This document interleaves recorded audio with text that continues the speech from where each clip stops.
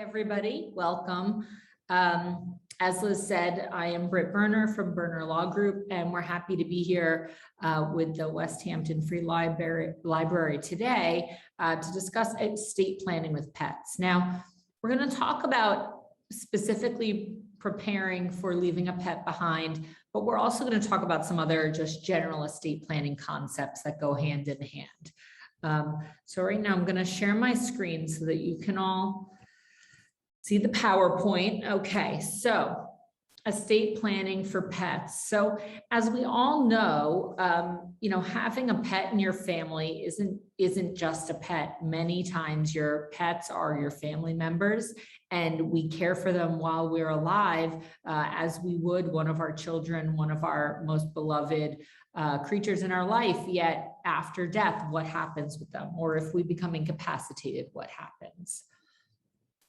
So pets and people too. So like I said, we're going to talk about preparing and planning for your pets, but we're also going to talk about these general concepts of estate planning.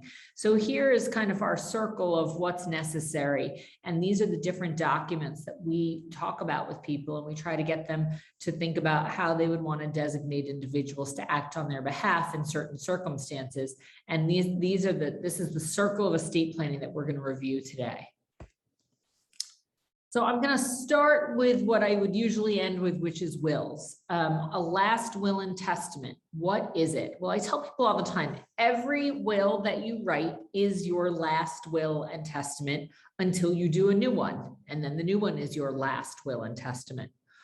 All wills should start by stating that they revoke any priors. So a will is a document that after your death, it says how assets and your personal belongings should be dealt with and distributed.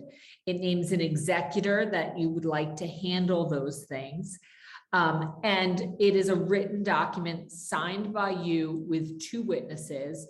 It should be signed in the presence of the drafting attorney, because that gives it a certain presumption of validity, an actual legal presumption that it is a valid document. So anyone who wants to claim that it's not a valid document would have an uphill battle to prove in court that it was not valid. Important to note that your executor is only your nominated executor until after your death and the proper process is carried out, which we're going to talk about. But your executor, you're picking who you would want to serve, who you would want to be backup. You're saying who gets what. So some people are very specific and they say, I want this piece of jewelry to go to this person and that piece of jewelry to go to this other person. Whereas others just say, well, just give it all to my family members and they can decide how to just distribute it. And so when you go through and create this document with your attorney will be reviewing with you how to give out these certain assets, and if there are specific things that you want to give to certain individuals. The executor, once they are actually appointed as the executor after your death, will pay off all the debts of your estate and then distribute things according to the will. So who should be executor? So one, you need somebody who's trustworthy, someone who you are comfortable will follow the wishes as written in the document and will do what you want them to do. You need somebody who's responsible. So, this is a job that someone undertakes. Sometimes it involves cleaning out your home, selling the home. It could involve all these different things that would require a diligent individual who's going to actually go through and do the right thing and do it efficiently, so there's not waste on your estate and the most amount of assets go to your beneficiaries. We're going to talk about caretakers and successor caretakers in a little bit. And what we're specifically talking about there are the caretaker for your pet.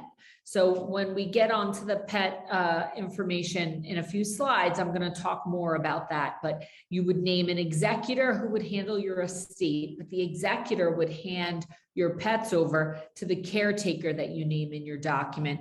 And then if that person couldn't act, there would be a successor. And then again, you'll name specific beneficiaries.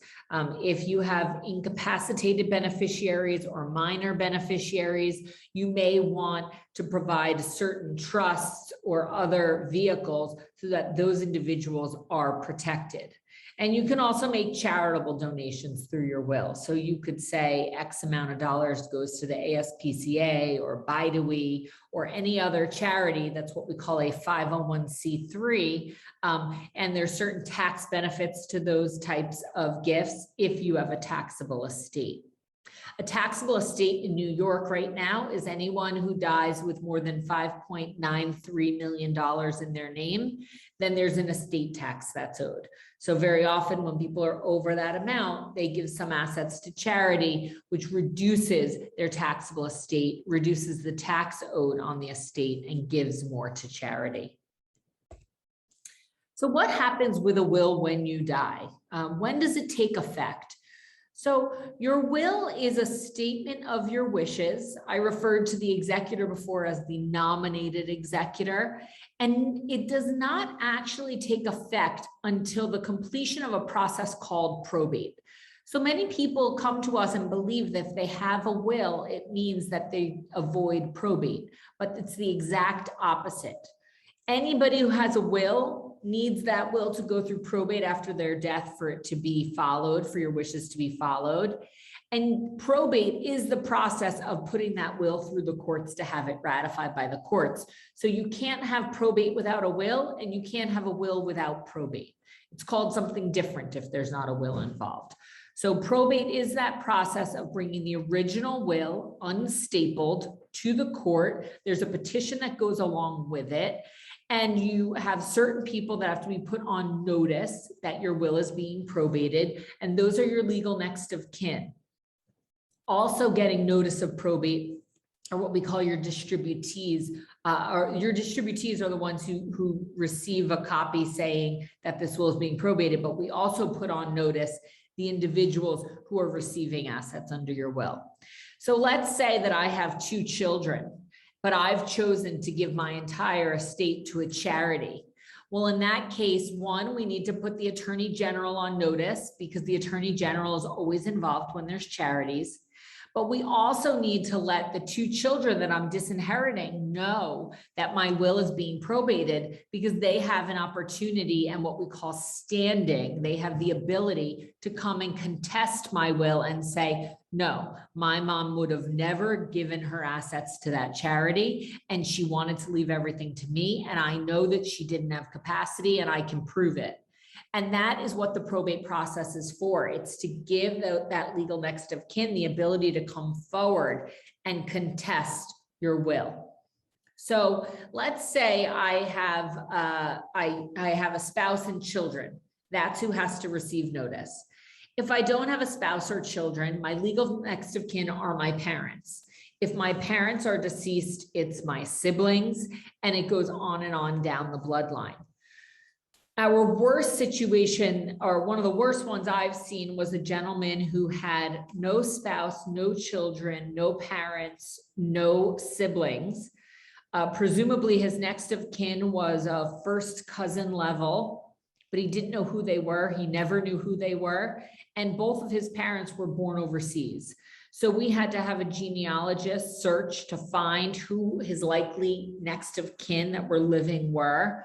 And then we had to give the court proof that we put in that we made that due diligence effort, that we looked for these people.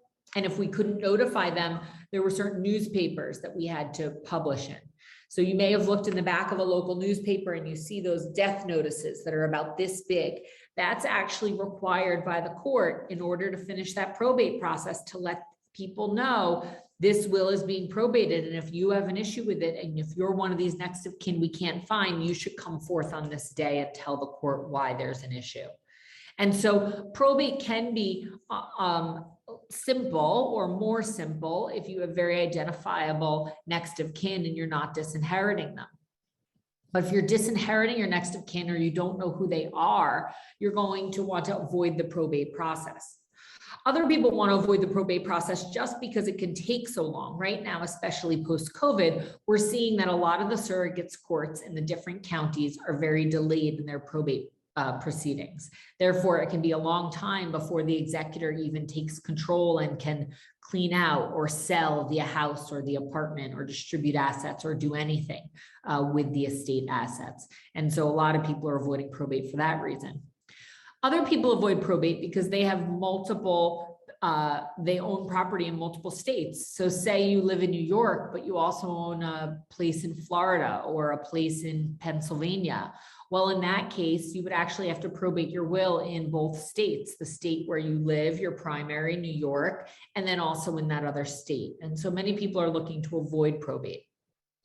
Those with pets, especially if they're specifically leaving a pet trust that entrusts their pet to a certain person, may be concerned that funds are not made available immediately for the care of their pet if they have to wait for the probate process. And so that may be a reason that somebody with a pet would want to avoid probate and avoid the money being held up in that process before the pet can be properly provided for.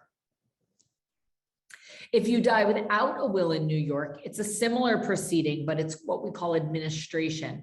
And your assets go to your legal next of kin because you have not designated anyone other than your legal next of kin to receive those assets. So our pets are our family. These are the pets or some of the pets of our family, the Burner family. We love our pets. You know, as you see, we take them in the car, they're laying on the couch with us. Our pets are part of our family, and they are for some people, their only family. And so providing for these pets after our death or during our incapacity is a really important item for many of our clients. So how can you provide for your pets? So there's a few different ways that we provide for pets within documents. So some people say, I leave my pet to my cousin and she will take care of my pet, and, you know, and I'm also going to give her $20,000 as a thank you. And then it's up to the cousin to care for the pet for the rest of its life in any way it sees fit. Some people don't have an individual that they can identify that can take their pet, either because they're not sure that they have someone who's a pet lover like they are, or they just don't have somebody who has the ability to take in another pet. And so sometimes they will identify a specific organization, a rescue organization that will be given their pet, and again, perhaps a monetary donation to that organization to thank the organization for caring for the pet. And then there's the pet trust. I'll be very honest, we don't do a ton of pet trusts. It doesn't come up very often. Many of our clients are satisfied with options 1 or 2, but we have created pet trusts in certain circumstances. So I have here, you know, pet trust in a will or a living trust. So what am I talking about there? If all I have saying that my assets, where they go when I die, is my last will and testament, then my will can say, upon my death, a trust is created. I can put the amount of money that's going into that trust, and that's actually created through probate of my will. But again, many people don't want to go through probate for other reasons, and for the reason that they want the assets to be more immediately available for the care of their pet. And therefore they may create a trust while they're alive and put assets in the trust while they're alive, either a specific pet trust, or they have their own trust that they have paying into a pet trust at their death, so the funds could be more readily accessible. I mentioned here revocable versus irrevocable trusts. I'm not going to go too deeply into that, but while an individual is alive, it's important to get that individualized advice from an attorney to figure out what type of trust is best for you. So there could be a trust while I'm living for my benefit that then provides for my pet later, but whether or not I'm getting a revocable or an irrevocable trust and what the terms of that trust will be during my life will depend on my individual situation, and you should speak with an attorney to get that advice. But when I put the assets into the pet trust at my death, then it can provide for what should be done. The other difference between the pet trust and the will versus the living trust is the will only takes effect at my death. So this means that if I become incapacitated and say I need to go to a nursing facility, or I'm home, but I'm not able to care for my pet any longer, or there's an issue where my pet can't stay in my home for me, if I have it in a living trust, then I can explain during my lifetime, during my incapacity, how my pet should be provided for, in addition to describing how my pet's going to be provided for at my death. So these are some things that go into pet trusts. So who's the caretaker of the pet? So again, at my incapacity and at my death. So if I can't take care of my pet, you can think of it as a guardian, similar to what we do for minor children in a will or a trust. We say who the caretaker of the pet would be. The caretaker is often named as the beneficiary of the pet trust. There's tax implications to assets being held in a trust for many years after your death. And so we identify an individual who's the caretaker / beneficiary, where we can report any income. So let's say you put $50,000 or $100,000 into a pet trust, and that trust generates income. We need to make sure that we're properly reporting that income if it needs to be reported. And so there's the caretaker. There's the trustee. Now, the person caring for the pet may be the same person who's the trustee who's handling the trust assets, but they may not be. And I'm going to go through an example of a pet trust that I did do and explain to you how we handled that situation. You can also name successors, and that goes for the caretaker beneficiary as well as for the trustee of the pet trust. So how should these funds be used? You know, as the original pet owner, I can explain what I want to happen with my pet during these time periods. So if I'm incapacitated and my pet needs to be taken from my home, or if I need to go to a facility, how often should my pet be visiting me? Are there other individuals that I want to make sure visit with the pet? Decisions regarding the veterinary care, how often they should go to the vet. Maybe I have a specific vet that I want to make sure my pet continues to go to as long as they're able to. I can put all of this in the pet trust and direct that person to care for my pet in those ways. And I can put an annual budget, so I can talk about the amount of money that should be spent on the pet each year. Some people want to specify as specifically as what type of food should be used on the pet, what type of toys should be purchased for the pet. All of these additional services that we spend, people spend on their pets, the groomer, all of these things can be put into the pet trust, and the funds can be used for that. It could also include funds for a dog walker. Perhaps the individual who is taking care of your pet during your incapacity or at your death isn't able to be home as much as you were with your dog. So you want to make sure that your dog has a certain number of walks per day. And then you'll state what happens with the assets at the end. So when the trust ends because the dog has passed away or the pet has passed away, where do these assets that are remaining in the trust go? So I'm going to run through now one of the examples of a pet trust that we have created in the document.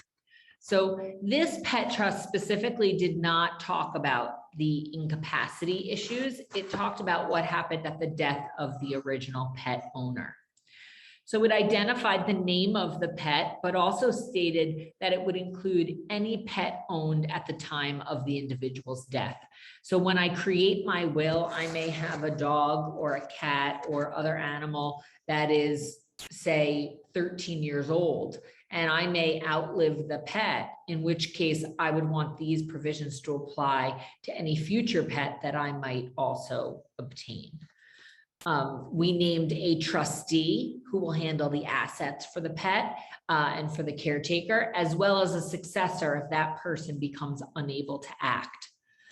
We stated that the trustee could have reasonable compensation for the job of handling the funds in the trust and taking care of this job. And then we had the caregiver, caretaker, beneficiary named, who was a different person than the trustee. This individual specifically wanted that the caretaker and the trustee be different as a check and balance on each other. So the caretaker could make sure that the trustee was properly handling the funds, and the trustee could check up on the pet to make sure that the pet was doing well and that the caretaker was doing the job that they were asked to do. This trust specifically outlined what proper care of the pet meant. I put that in quotes because proper care of the pet are the things that the trustee had to check that the caretaker was doing in order for the caretaker to keep the pet, in order for the caretaker to continue to receive the assets in the trust to care for the pet. And proper care in this situation talked about how often they should see the veterinarian, which veterinarian they preferred, if that was still possible to see that one, and the certain medicines that should be kept up for the animal's benefit. In this case, it was a dog.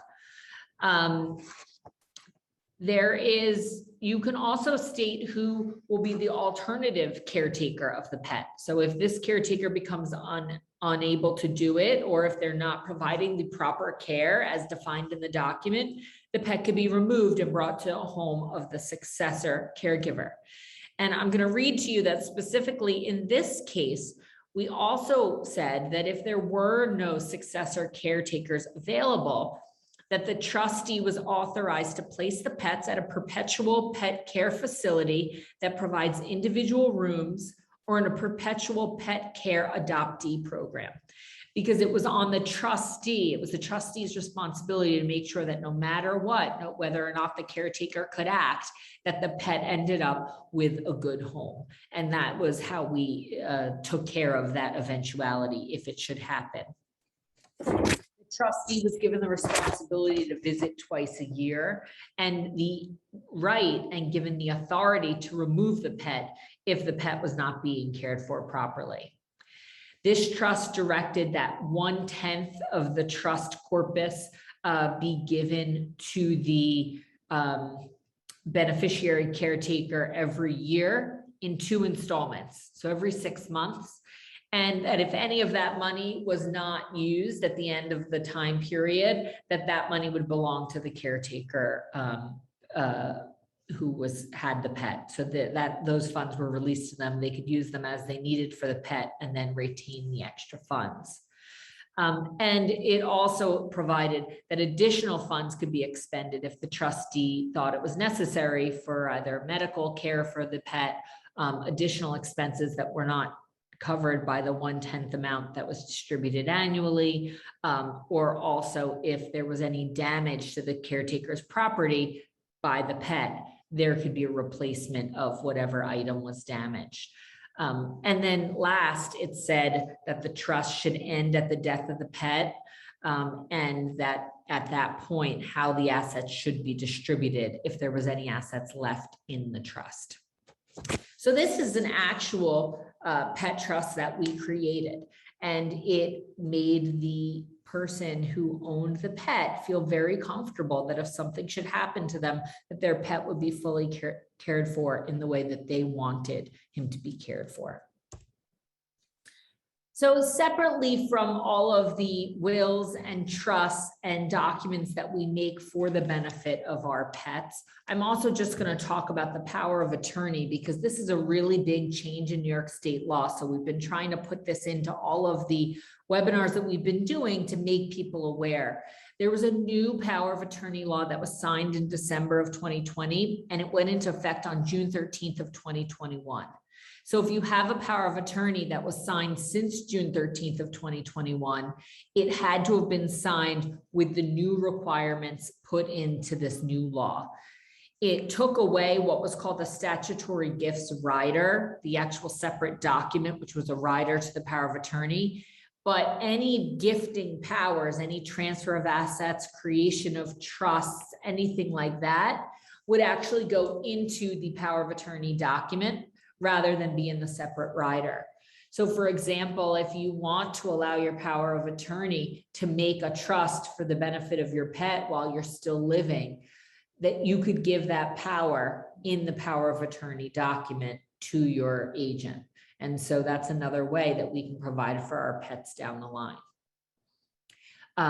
The way that we sign the document's different. It requires a notary and 2 witnesses. The notary can also be one of the witnesses.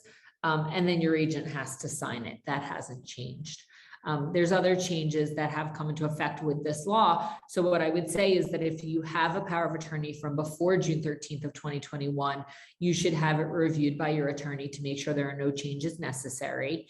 And if you have a power of attorney from after June 13th, you should make sure that it was signed under this new law. Do you need a new document? The answer is maybe. Many of our clients have contacted us and we've told them that they do not need a new document because the document that they signed prior to June 13th perfectly covers their concerns and their wishes and everything they need. And it was grandfathered in. Although there's other individuals who we've looked at their prior document and we've stated that for certain reasons, we believe a document should be updated. And so you should check in with your attorney to see if that document should be upgraded. And then healthcare advance directives. So if you are incapacitated and you can't speak for yourself, your healthcare proxy says who should be named, who is named to make decisions for you. The living will talks about whether or not you want to be kept alive by artificial means if there's no reasonable expectation of recovery. And a HIPAA release talks about who you are allowing your medical information to be released to. Importantly, your agents under these documents should know your wishes regarding your pets. Why? Take a situation where somebody is incapacitated and they're in their home and their healthcare proxy is actively making decisions for them. Well, then your healthcare proxy should also know what your intentions are with your pets, because if your pet has to go to the home of the caretaker upon your death, then your agent under the healthcare proxy knows that and can do that so that there's not this lag time of your pet not being cared for. So having those people that you've designated as your end of life caregivers know who are then going to be the caregivers for your pets is going to be really imperative to making sure that it's a seamless transition for your pet from your home to the home of the new caretaker. And so we really stress that you let those individuals, the agent under your power of attorney, and very specifically, the agent under your healthcare proxy, know where you want your pet to go. So thank you so much. I'm gonna stay here and answer questions, but it was my pleasure to bring this to you. And I hope that everyone has a great day if you have to sign off, but I will wait a minute to answer any questions that anybody may have. And as Liz had said, there's a Q&A section, so you can just type it right into there and we'll read through them. Thanks.